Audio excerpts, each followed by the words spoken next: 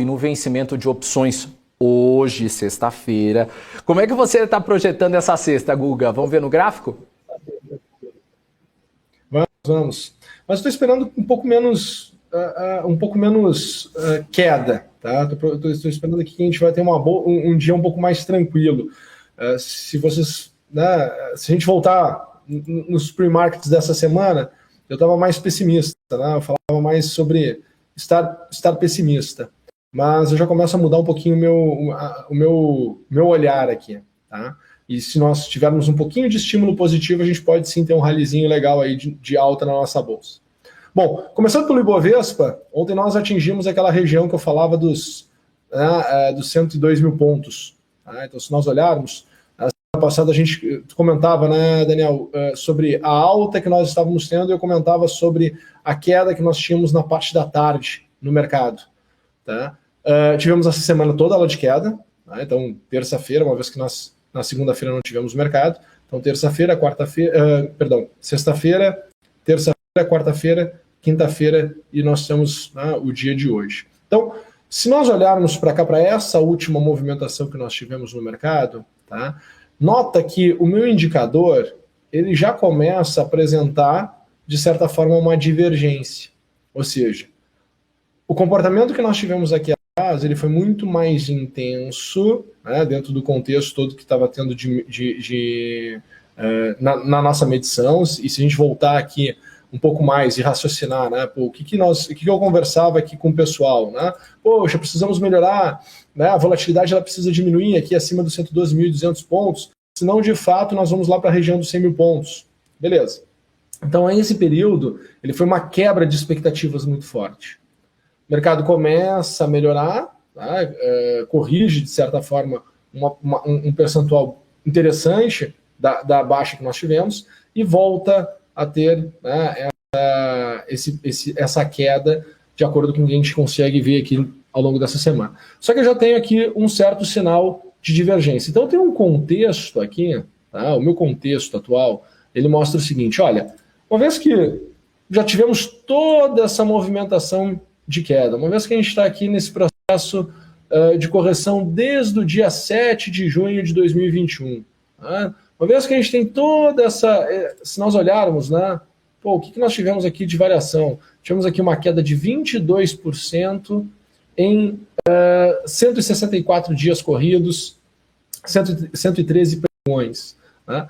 É uma queda muito expressiva. É uma queda nos moldes das quedas que nós tivemos ali entre o período de 2002 e 2008, né, que nós tivemos aquela valorização tremenda. Tá? É uma queda que, querendo ou não, de 2016 até agora, é a segunda maior em preço e a maior em tempo. Tá? Então é uma super correção que nós estamos tendo.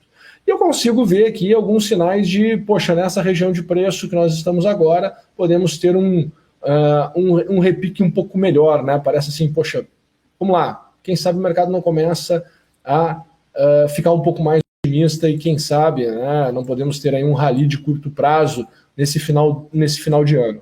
Tá? Para isso, e aí eu trazer um pouquinho de esperança, porque eu sei que as notícias elas não estão das melhores, mas eu adoro isso, tá? Olhando aqui um pouquinho o que pode acontecer, tá? Eu consigo enxergar que a gente poderia ter aí um rally de melhora, quem sabe voltar aqui para a região acima dos 110 mil pontos do Ibovespa. Tá? Seria aqui na região de 111.300 pontos. Esse seria o cenário, né?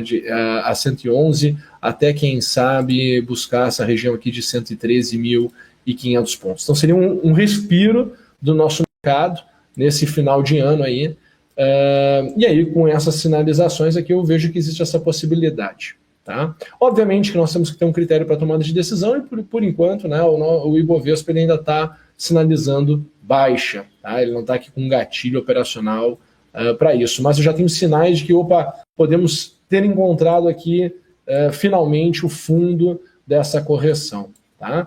Para mim, o pior cenário de todos seria perder os 100 mil pontos uma vez, seria ir ali para 99.300 pontos, certo? Então, com esse cenário de base, eu vou olhar aqui o que eu espero para o dia de hoje, né? E aí eu vou abrir o nosso mercado futuro, que já está aberto, tá? E aí analisar aqui com vocês o que eu teria aqui de possibilidade de alta e o que eu teria aqui de possibilidades de baixa. Tá? Então, como possibilidade de alta, e aí pensando em ter uma surpresa positiva, tá? O que eu consigo enxergar aqui, Daniel? Tá tão quietinho aí que eu tô com dúvida se eu tô online ou não, mas ninguém me chamou no WhatsApp, então vamos continuar aqui. Mas o que eu estou enxergando aqui de movimentação? Tá?